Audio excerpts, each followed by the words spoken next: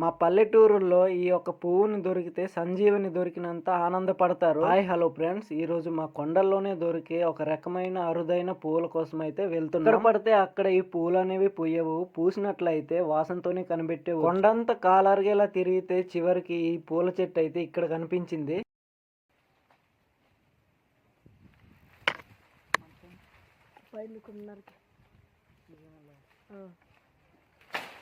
ఈ చెట్టు చాలా ఇరుకులో ఉండడం వల్ల దొరికినవి మాత్రమే నరకగలిగాను. పర్ఫ్యూమ్ కన్నా చాలా బాగా స్మెల్ వస్తుంది. ఈ పువ్వుని ఉపయోగించడం వలన ఎటువంటి జబ్బులున్నా నయం చేస్తుంది.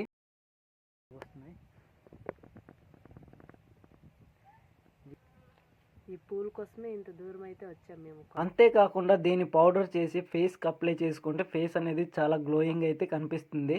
ఇప్పుడే ఇలాంటి కాయలు చూసారా, మీకు చూపిస్తాను చూడండి.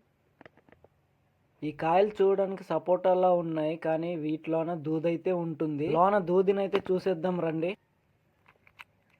చూడండి, ఇదన్నమాట దూది. వీటిలోనే చూడండి, ఇవే అన్నమాట అడవి మల్లెలు. స్మెల్ అయితే చాలా బాగున్నాయి. ఈ ఆటోలతోటి ఇదే బాధ, మేము నడుచుకుంటూ వెళ్తుంటే మా పొట్టికైతే కర్రలు అయితే కనిపించాయి. నేనే కర్రలు మోసుకొని వెళ్ళాల్సి వస్తుంది ఇప్పుడు. ఇటువంటి ఒక రకమైన పువ్వులు మీ ప్రాంతంలో ఉంటే తప్పకుండా కామెంట్ అయితే చేయండి. ఈ వీడియో నచ్చినట్టయితే లైక్, ఫాలో, సబ్స్క్రైబ్ చేసుకోవడం అయితే మర్చిపోవద్దు. Thank you for watching. Bye.